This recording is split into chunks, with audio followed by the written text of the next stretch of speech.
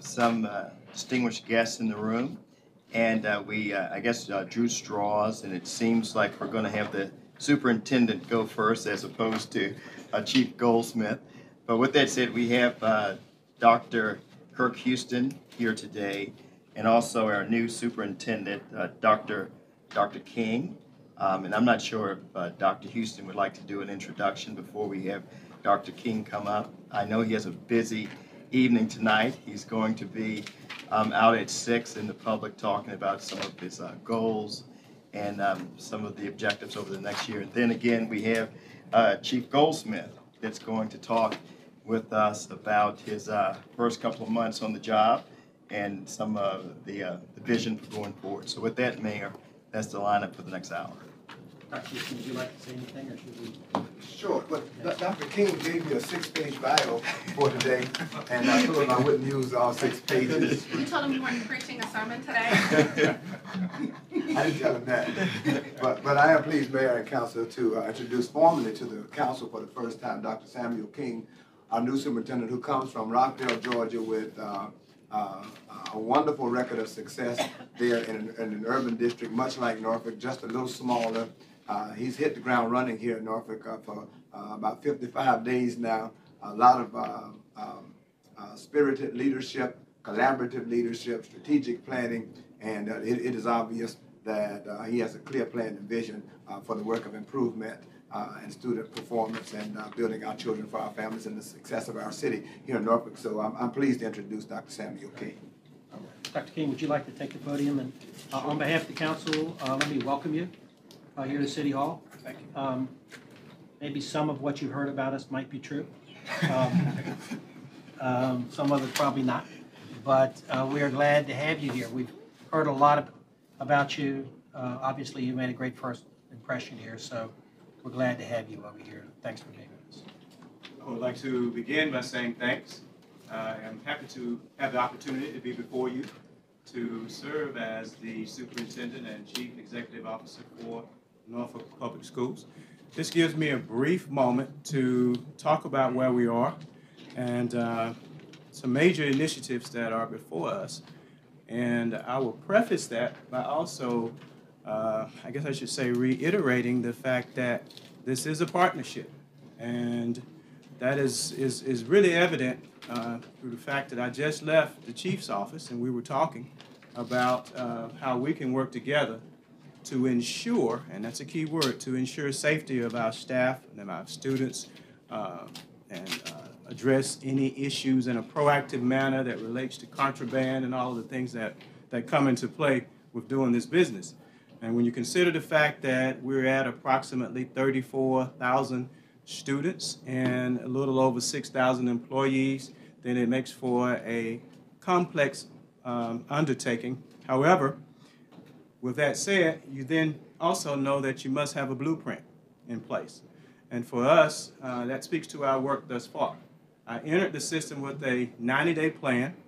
The 90-day plan centered on several goals and objectives. One was to begin to build an alliance between and across all stakeholders in this community to talk about those things that are extremely important for the betterment of public education in our jurisdiction. Secondly, also to build organizational efficacy so that we're able to have a structure in place that's going to allow us to expedite the process so that we have a laser-like focus on student achievement, because all of the above is about student achievement. Any partnership is about student achievement, so all those things are extremely important. A part of that 90-day entry centered on the fact that we needed to hold a retreat with the board. We entered into a 2-day full session retreat with the board to take a look at internal and external statistical analyses as it related to quantitative and qualitative data about what had transpired in this system in the past as it relates to student achievement, as it relates to morale, as it relates to highly qualified, as it relates to safety, as it relates to attracting and retaining and maintaining the very best in our system, and had an opportunity to look at the aggregate but also disaggregate the data across all of those subgroups that relate to students that matter. And you probably know that we have them all when you refer to subgroups, student subgroups, and accountability, from students with disability to those students that are economically disadvantaged, to those students that are limited English proficient, and then all of the ethnic categories, which would consist of African American, white, Hispanic, Asian, multiracial, etc. And so it's our responsibility to take a look at all of those components, and again, to aggregate all of the students in that total, but then to break out those subgroups to determine where we are in all those categories. And so we know that it is time for progress, and because of that, we've entered into the notion of the board pinpointing 7 major priorities that really was an offshoot of the retreat, the 2-day retreat. So we have 7 major priorities for this current school year. And those 7 major priorities will create our blueprint for this current school year, because we know that we must hit the ground running with beginning the process of changing student achievement as it relates to a lot of issues. And I'm going to give you those 7 items in a minute. But it is also important for you to understand that while we address those 7 items for this current school year, that we will run a parallel process which is consisting of developing a 5-year strategic plan. But all of you know that if you're going to develop an extensive strategic plan and it's going to be a living, breathing document, then it's going to take time. And so we're going to spend this entire year developing that 5-year process while we implement the 1-year process related to those 7 priorities that I'm going to tell you about. But before I talk about those 7, or give you those 7, I want to just touch bases with you on the process for the 5-year strategic plan. One major component of that will take place tonight, and that will be our first community forum, which will take place at Norview High School tonight at 6 o'clock. I'll begin by giving a state of the system report, the status in terms of where we are, baseline, and where we're headed, and implications related to vision. And so I'll talk to the whole group, entire group in the theater initially. Once that is completed, we will transition from the theater into the commons area, and we'll have small group discussion. I hope that many of the individuals that attend will move to small tables of 10, and we'll have facilitators at each table. And the topics that will be of interest to them will center on those 7 priorities that I'm going to mention to you. So they will have an opportunity to engage in conversation about the things that matter to them as it relates to public education in Norfolk. So we're looking forward to that opportunity tonight to have that kind of engagement, and from a large group standpoint, but also from a small group standpoint, and then transition as we prepare to conclude to a panel. And I'll conduct the panel, myself as superintendent, 2 deputy superintendents, associates, and also several executive directors. We'll take questions from each of those individual tables to talk about where we are, what the plans are, what we're in the process of submitting to the board around those. And so, the 7 priorities that were pinpointed by the board during that retreat, which now reflect our board and division priorities, are ensuring full accreditation. That's a no-brainer. You know that's extremely important, and that's about meeting and exceeding standards, increasing the percentage of students across all areas, elementary, middle, and high school, that meet and exceed standards, because that's how you determine accreditation at the elementary level as well as at the middle school level. Second item pinpointed by the board, increasing academic achievement of all students. And we refer to that as a process of raising the floor and the ceiling simultaneously, meaning those that struggle must move forward. Those that are on standard must move forward into the exceeding ranks. Those that are already at the point of excelling must be enriched so that they continue to grow, so that no one slips through the cracks in the process. Thus, beginning the process of eliminating the gap to standard, beginning the process of closing achievement gaps. Third, improve climate, safety, and attendance. Goes without saying that safety is of utmost importance. You heard me mention earlier that I left the chief's office prior to coming here to talk about how we can partner to ensure that we are being proactive and that we are creating the environment on those school grounds that we need. Fourth item, become a board of distinction. And that's extremely important because the work of the board and the way that it goes about its work, that's that 7-member unit that should consist of the 7-member board and the superintendent as a governance leadership team working together to ensure that these priorities come to fruition. And so there will be some indicators that are of importance for that board to be able to function at that level. Item 5, promote Norfolk Public Schools to reflect outstanding accomplishments of staff, teachers, and students. And that's about changing perception. That's about attracting back individuals that have decided that they didn't want to be a part of Norfolk Public for whatever the reason might be. So we know that nothing beats good results. And beginning to incrementally get those results will allow us to maintain families, build strong academic families, and attract back families that have decided for whatever reason that they may not want to participate in public ed. So that's important for us as well, and marketing and promoting that whole process. Item 6, developing and coordinating a capital improvement plan for facilities and technology to enhance teaching and learning. That's about our buildings, our structure, the age, maintenance, upkeep, renovation, modification. So a robust plan to relate to that and how to fund it and how to work collaboratively with the city to do so. Lastly, attract, retain, and help to develop strong academic families and highly qualified teachers and staff. And so that's extremely important because if we're going to be competitive, we need to be able to attract the best and the brightest across our region so that we put those individuals in the classroom before our children. There are 2 very important positions in our system, and that consists of that teacher and that building level principal. That's where the rubber meets the road in terms of educating children. So I'll close with that. Gives you a snapshot of where we are. We will hold a second community forum on September 12th to talk about many of the items that I've mentioned here. And it will be held at Ruffner, and that's September 12th at 6 o'clock as well. So as I close, I would like to again say thank you for inviting us, and we look forward to seeing you as a partner in any way or at any level of interest that you could possibly do so to help us move forward with this strategic plan for the 5-year process, as well as implementing the 7 board and division priorities that are before us. I'll conclude with that. Yes, sir. We may have a question. You have anybody comment? I mean, I think that was an excellent statement. Questions? I just a quick question, and it could be more of Marcus. We get a lot of emails from constituents dealing with schools, and generally our response has always been that contact the school board.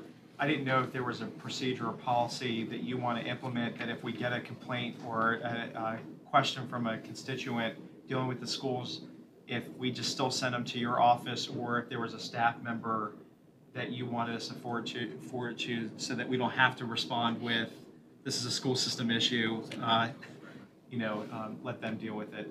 You get call them. you. Yeah, she always calls me. I didn't know if you had a particular staff member you'd like us to send that to, or if Marcus, your office wants to handle it still. I don't.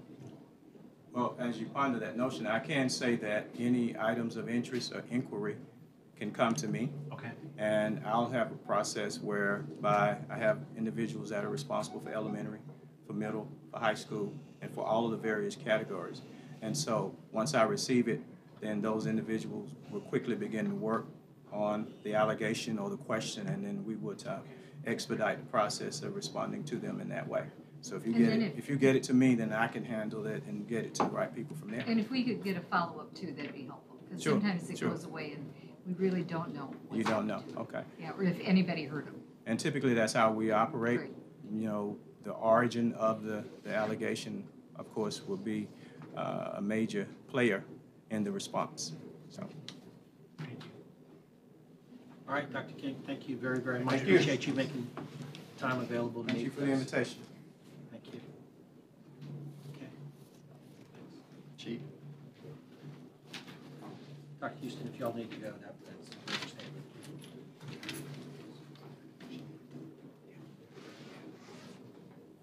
Good evening, everyone. Just to start out with two things. This is the second time I've had to follow Dr. King as a speaker.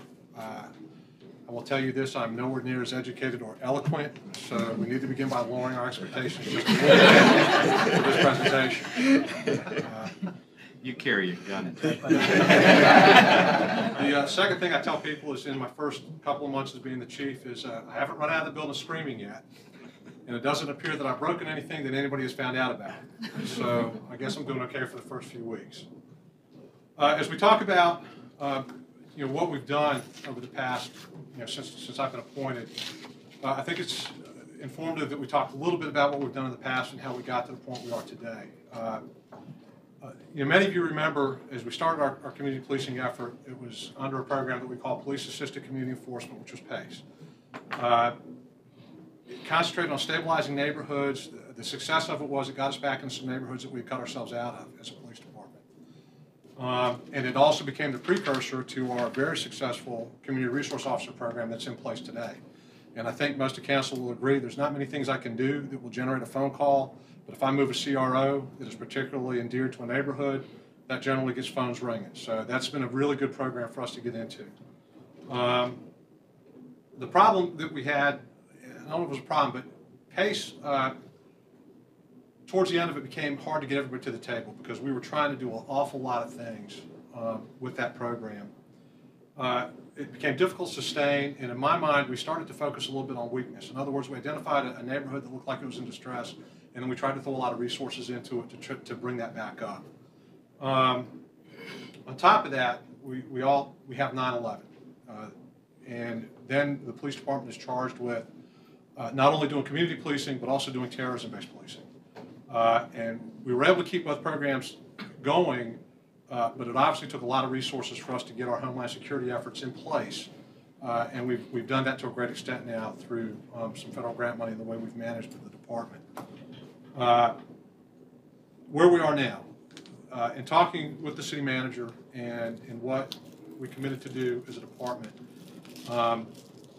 we wanted to make sure that the police department was very much a part of a whole of government solution to whatever was going on in the neighborhood. And we really wanted to, while we had community policing in place and we were doing a good job of that, we wanted to kick it to the next level to make sure that we were getting everything that we could out of the program. So it was fortunate for us that the city had started down this Neighbors Building Neighborhoods effort, this initiative, because it gave us the ability to fold right into that with our community policing effort, with our CROs. The beauty of this is that we are now enjoying some very enhanced partnerships with other parts of the city. And the approach allows us to focus on strengths rather than weaknesses. In other words, when we're into a neighborhood and we're doing this neighborhood-based problem-solving policing, we have areas that are really trying to get to the place where they need to be, where they've got a safe and healthy community. And the analogy that I use is something that is from economics. Rising tide raises all boats.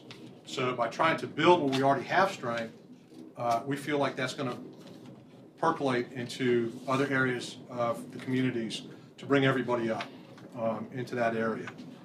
This is a different focus for us as a police department. Before it was, we tried to get in, we did heavy enforcement methods, we tried to stabilize the neighborhood. Now it's more about what do we need to do to build neighborhood capacity. And we've sent all of our officers through training so that they can be well aware of what's going on. We've enhanced our partnerships with other parts of the city so that we can continue with that neighborhood capacity building and doing our part as a police department to roll into that. And what we're finding is this approach allows us to use traditional policing strategies along with some of the innovative stuff that that comes along with community policing. We've got lots of community policing officers doing things.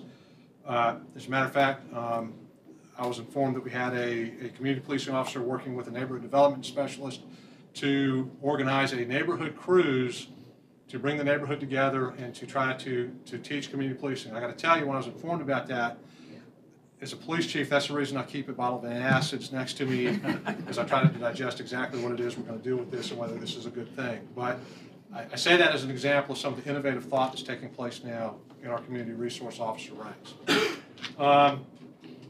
Internally, and we found that we've gotten a lot of good neighborhood involvement with that. They're very happy with it. They're very happy with how our approach. We've been able to do a lot of good things, and we're going to continue in that effort. Internally, we've placed a police lieutenant as our point of contact for this effort. And what I'd like to do now is introduce both Lieutenant Alex McConaughey, who's with our Field Operations Bureau. He's the lieutenant we've placed as our point of contact, and sitting next to him, most of you know, Assistant Chief Ron Wright, who's our Field Operations Bureau Chief. A lot of this effort is centered in Field Operations Bureau and has done that for a purpose.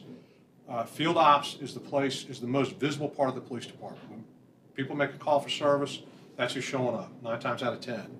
So this, to me, is where we get the most bang for our buck by centering this program into the Field Operations Bureau of the police department. To talk about Alex's responsibilities, he's a liaison for us to all the different places, all the different pieces of the city that are participating in this.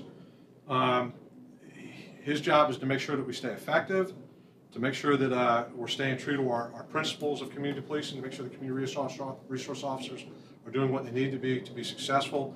He's organizing quarterly training for these officers to make sure that we get the best practices that are being done around the country into our efforts so that we don't miss anything. That's part of Alex's job, is to look outside of not just what we're doing, but what's going on across the country so that we can pull those into our department and make sure that we're doing well. One of the big things that Alex is supposed to do is come up with a metric for how do we gauge success. In other words, it does us no good to embark on this effort if we don't know what success looks like.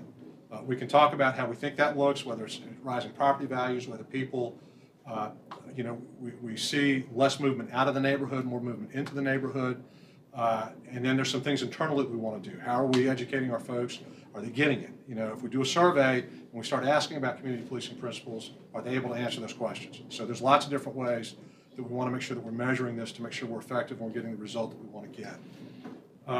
One of the things that I want to highlight is something that I talked to Dr. King about in our meeting that he referenced. The International Association of Chiefs of Police has approached us with what's called a youth-focused policing initiative. This allows our police department to partner with the Norfolk Public Schools, with public health, with other agencies to focus our efforts on education, intervention, prevention with our youth. In other words, it's not just about doing the traditional law enforcement things where we do an investigation, make an arrest, and then we stick a child into the juvenile justice system. What we're trying to do is, in places where it's appropriate, partnering with people, with the other agencies, is if we can identify, either on a call for service or through an investigation, a child that is in need of services, that we're a part of that solution, that we can send out messages to other agencies that will be able to bring resources to bear so that we keep this child out of the juvenile justice system. And I do that for a selfish reason. It's easier for us. It's less work for us. It's less work for the courts. The more that we can provide interventions in education and prevention, the less work we have to do from a law enforcement standpoint to take cases to court, make sure we get a good outcome, and do those types of things. The other thing the nice thing is, and the manager will love this, this is done at no cost to the city. No overtime, no other thing. The IACP is merely trying to provide us. They do two things. One, if we build something, we talked to Dr. King about this, if we build something that turns out to be a best practice, that then gets promulgated to the rest of the country. So the other police departments and other cities can see what we're doing and use us as a model to do this effort. The other piece is the IACP can bring resources to us. We can access what they have as far as what else is going on in the country. So if we see something that we think might work for us, we can pull that into us. So the idea is not only forming good partnerships, but let's look outside of what's happening and see what we can bring in that will work for us as a department and for a city. We're very excited about that program. The last thing I'll leave you with is we also talked to Dr. King about doing some career track stuff in the schools. One of the things that concerns me as a police chief is our ability to recruit quality individuals into the police department. And what I fear is that in certain areas of the city, policing is no longer an option for folks. They don't see it as a viable career path for them. So what we want to do is very early on into the public schools is introduce law enforcement as a career choice and try to get people to see us as a place where they can go for a career so that we can get folks in at the front end And that helps us in a whole lot of different ways. I mean, it has the potential to increase our diversity, has the potential to give people an opportunity to come into a career that they might not have considered before. Certainly, policing here in Norfolk has been good to me. I would be more than willing to advocate that to lots of young people, that this is a great job to have.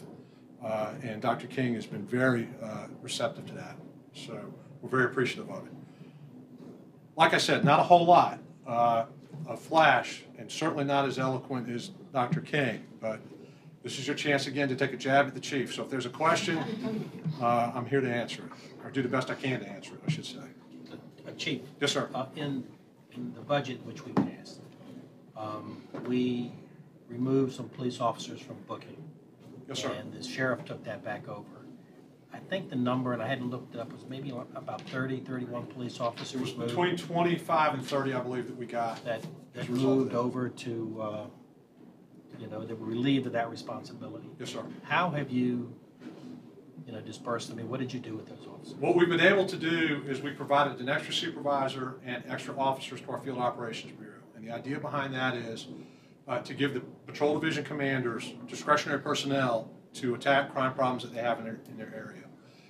Most of you know we have a CompStat process. Right. And when we identify a trend that we want to mitigate, that gives the patrol division commander some discretionary personnel to throw at that problem, to try to figure out how we're going to handle that. So that's how those people are, in short terms, those people are on the street where they need to be able to help us out in our policing efforts.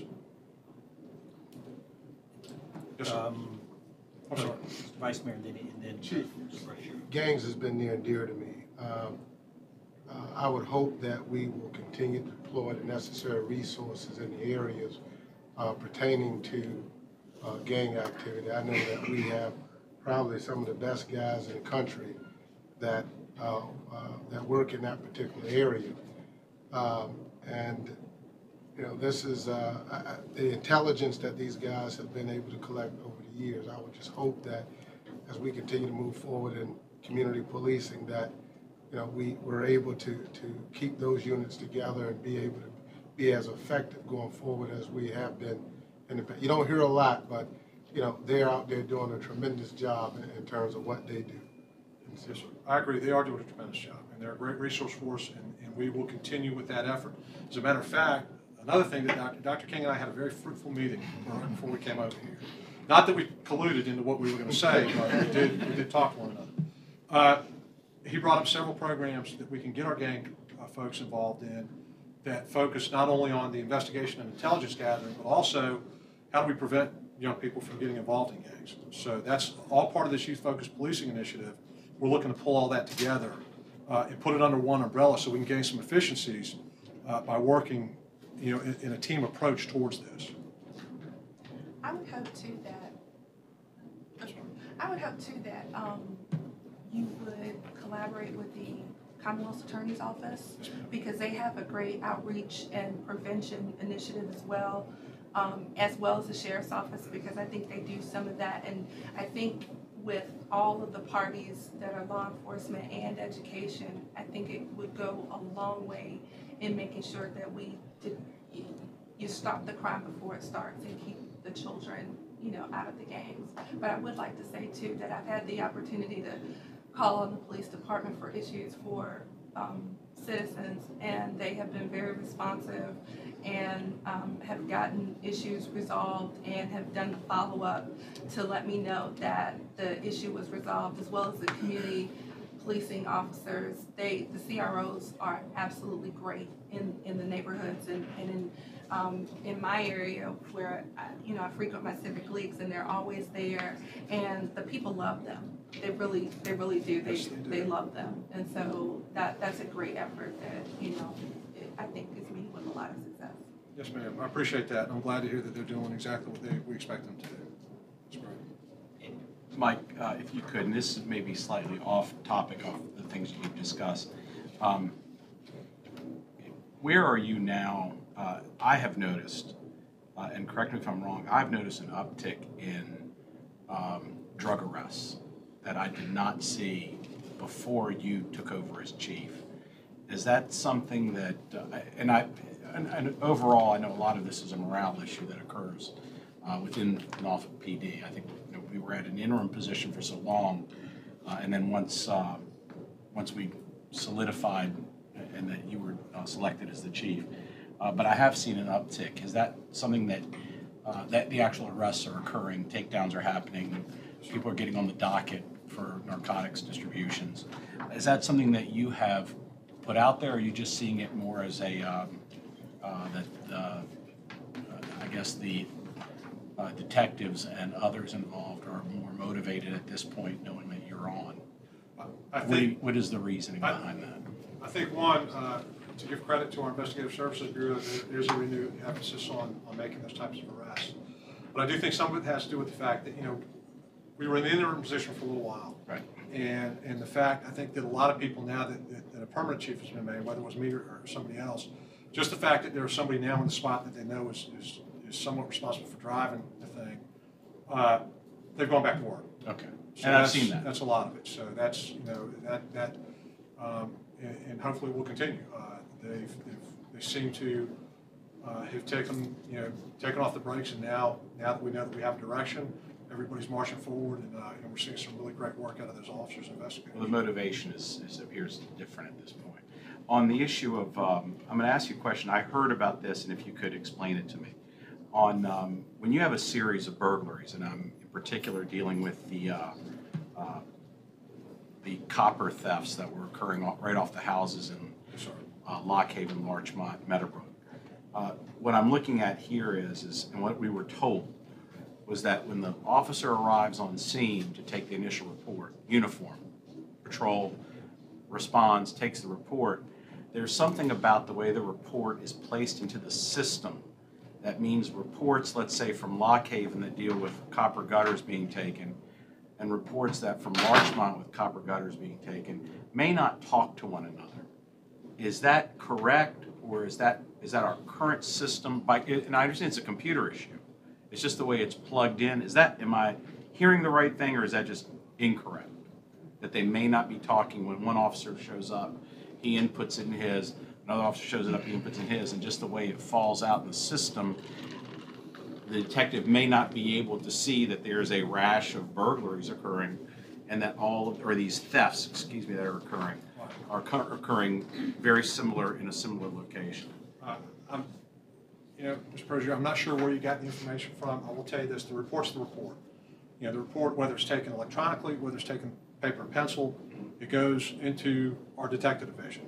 Okay. It's a human being that looks and puts those. I mean, that's the job of the investigators, to look and make those links. Is to, we see a pattern here. It's also part of our crime analysis unit's responsibility to make sure that if we have a pattern, we've got metal thefts on the west side of Norfolk. Right.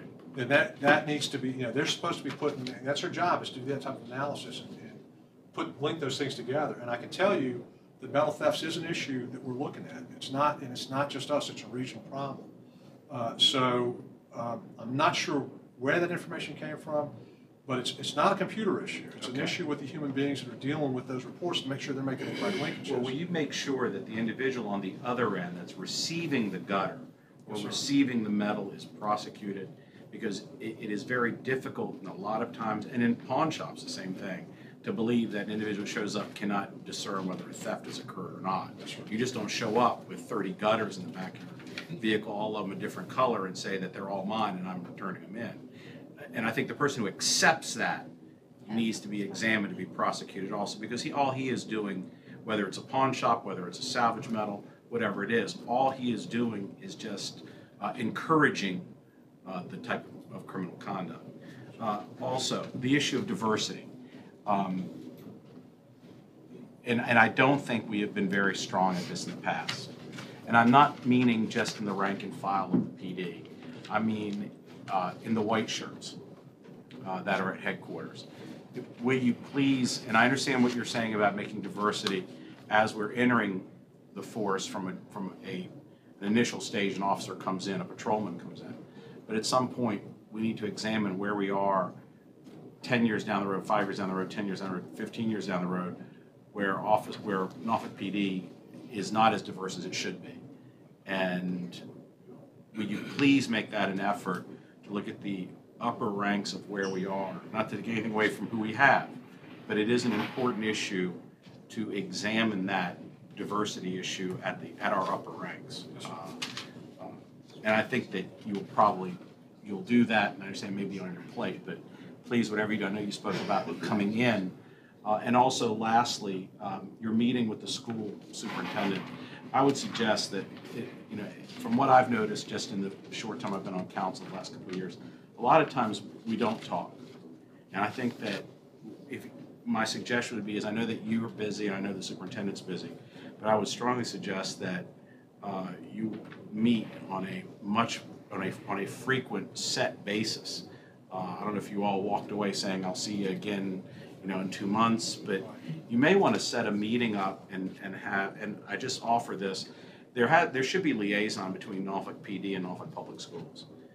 If we're using it as a recruiting ground, if we're using it to prevent crime by saying that it's okay, you're not snitching when you say a crime has occurred. If we're doing that, if we're starting in first grade kindergarten doing that and trying to bring them, the children in and understanding what PD does, then that will only happen if you all are in constant communication. And I don't mean to lecture you. Trust me, I trust your judgment, but I think it's just something that I think talking is extremely important at your levels. Yes, sir. Is very important. That's all I have. Thank you. Chief, just a comment and then another question. I was at a Civic League meeting a couple months ago, I think it was South Bayview, and you had one of your officers out there, CRO officers, and there had been apparently some complaints over time about a big bush growing very close to an intersection. People, they couldn't see each other coming out of the intersection. And your officer went and knocked on the door. It was an elderly lady apparently whose yard that was in, and she said she didn't have the money to trim the bush, and he went home and got some clippers and came out and cut it. I thought that was remarkable just sitting there. You had a guy who was out there, apparently it's Saturday, the following Saturday he goes out with his own clippers, gets her permission again, and cuts the bush, trims the bush. Hadn't seen that before, really remarkable. And, that was a great night. And everybody in the place just, got it. So, the recruiting piece? Yes, sir. Police academies, we generally budget for one, but we had a time when we were authorizing you to overhire in order to make sure that we maintained our ranks, that you had a full complement of officers there. Some people always thought that was a budget issue, that we were trying to keep a certain number of positions vacant, but it never has been that position of this council, and we've always been very supportive of the manager's efforts to put money into public safety. So I don't know how many, I think a year ago we actually budgeted for 2 academies. I don't know if we did it this past year, not 3. You looking at me in 3, Marcus? So are you having trouble filling the academies now? Is that what we're not hearing? Or? We're averaging, I want to say 30 to 40 coming into the door at the front end. So we're getting good numbers. Not all of them make it. We have about a 30% attrition rate, I think. Don't hold me to that number, but I think it's about 30% attrition rate out of the academy because of the rigors of the course. The problem we've got, and this is something that we've started looking at with the staff, is we've got a lot of baby boomers in our mix, and at some point we're going to look at a lot of retirements. So what we're trying to do now is come up with a way and partnering with folks to make sure we get enough in the front so that we can deal with that turnover that we think is going to happen. I have a meeting with President Atwater next week at Norfolk State to talk to him about possibly invigorating some recruiting from Norfolk State. One of the issues that we face with some of the institutions of higher learning is, they come out with their college degree and for some reason the criminal justice programs want to push them to the FBI and DEA and folks like that. We'd really like them to start pushing them towards us. We think we've got a lot to offer as a local police department. 95% of the policing in the country is done at the local level. So we are looking at that. We are looking at the attrition rate, and we're doing our best to get enough in the front end that the turnover doesn't hurt us, so we can continue to maintain services. And so far, we've been able to do that.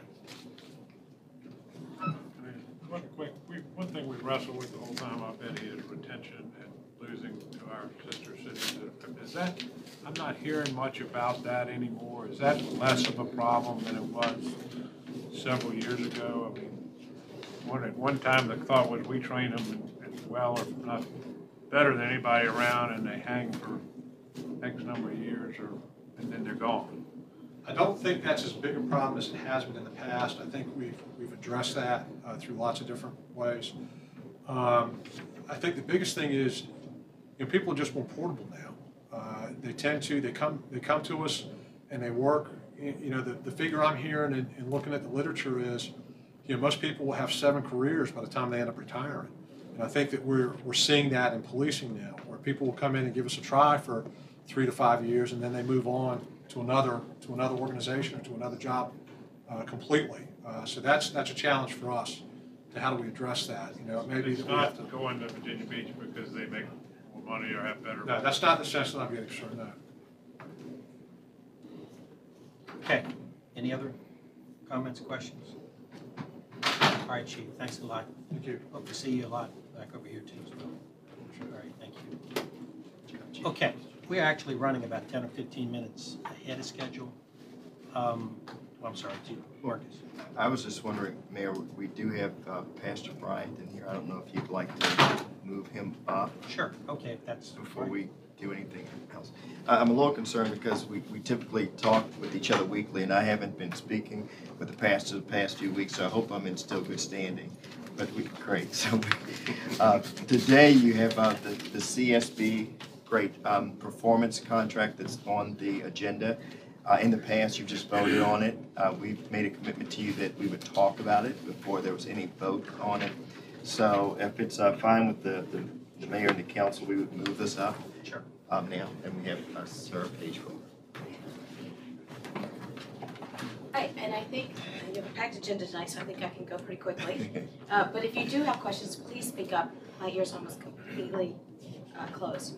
So this is your review of the Community Services Board Performance Contract. It's for fiscal year 2013. However, it is a 2-year performance contract, which we'll explain. The purpose of the performance contract, it's an agreement entered into each year by the State Department of Behavioral Health and Developmental Services and each local community services board. It outlines the financial and service provision responsibilities of both agencies. DBHDS presents the amount of funding it will provide the local community services board for the upcoming fiscal year. The local CSB responds with the services that it plans to provide with those funds. This year, for the first time, the performance contract is valid for 2 years. It doesn't actually save us much work, so as it turns out, but it's okay. In comparing the 2013 budget, the city budget, to the performance contract budget, there are some differences that you'll see, and I know this has come up before, but we made sure we had a very clear and descriptive answer for you on this question. The performance contract budget very much mirrors the Norfolk Community Services Board departmental budget, which is within the city that you've already passed, with the following exclusions. Part C, infant development, those are some set-aside funds that we use for specific purposes. The Office of Justice Programs, which is a grant. The HUD Shelter Plus Care Grant, which is through HUD, not through the Department of Mental Health.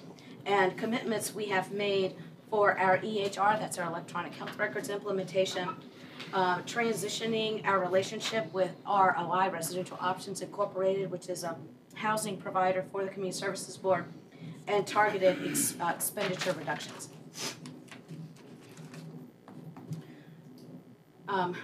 The performance contract is reported and monitored. This really is the outcomes basis for the work the Community Services Board does. Twice per year, we submit reports to the State Department. There's a financial section that records expenditures made against each revenue stream. There's a services section. It talks about basically our productivity and our reasonableness, how many staff members we have doing what activity, and how many units of those activities we're performing. They take all of this information, they roll it up to a general report where they can compare CSB to CSB, benchmark us against each other to see if anyone is inconsistent. Back to the quick facts on the budget. The Norfolk Community Services Board departmental budget is just under $26 million, 25.986. The performance contract budget is 21,839,224. So there is a difference. Listed the programs that are different, that are providing those differences. The infant program is 1.3 of that. Office of Justice is 39,000. Shelter Plus Care is 683,000. Got some really amazing things going on with that program right now. Our electronic health records is actually local money. That's $888,000. The ROI Transition Fund is $126,000, and then there's a little bit over $1 million. That's actually city money. We are required to provide 10% match. This year, the city is providing a 23% match. I think we went through the issues of that in the budget, and we are at a 13.8% administrative rate. I want to make sure we were very clear, even with we didn't have much time this year before the performance contract was created, after they came into the city. Wanted to make sure, however, we were going to make sure we focus on city's needs. The new relationship does provide that opportunity, and so coming from issues that council had brought up, issues that were important to the manager, we came to ensure that we were going to focus on 4 specific things that were meeting the city's needs. One is a focus on veterans, and in a couple of months we'll be able to talk about a couple of new projects we're doing with that. A focus on suicide prevention in schools, training on post-traumatic stress disorder for first responders and community providers, and then we have put formally in place the request to make sure the Community Services Board and City Council have a formal meeting in the fall to plan for the budget for the next year.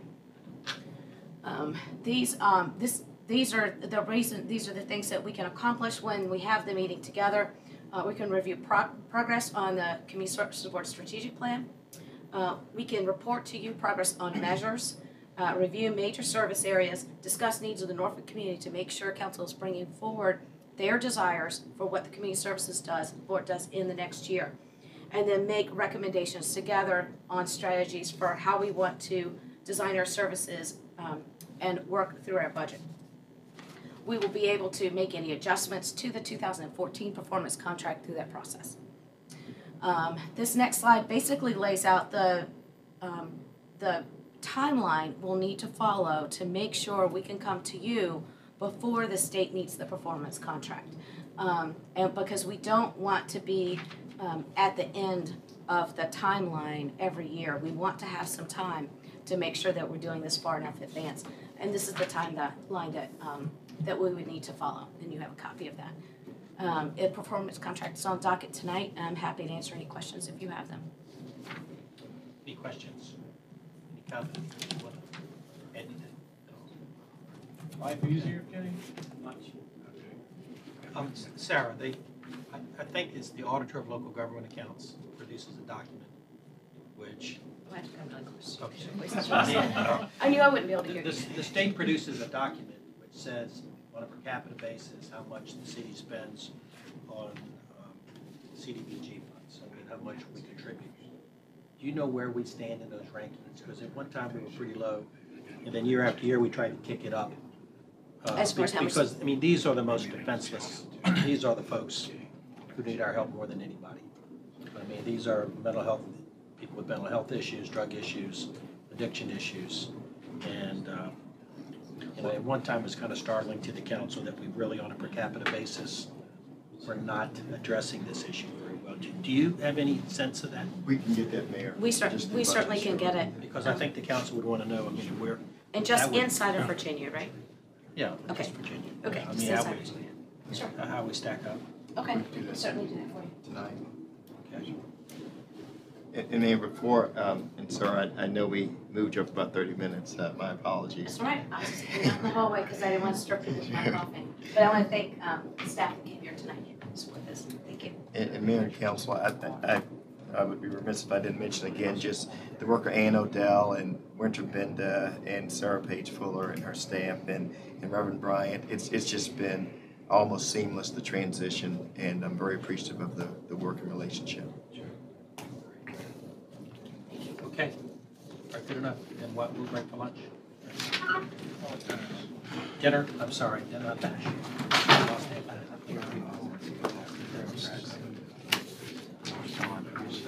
Yeah.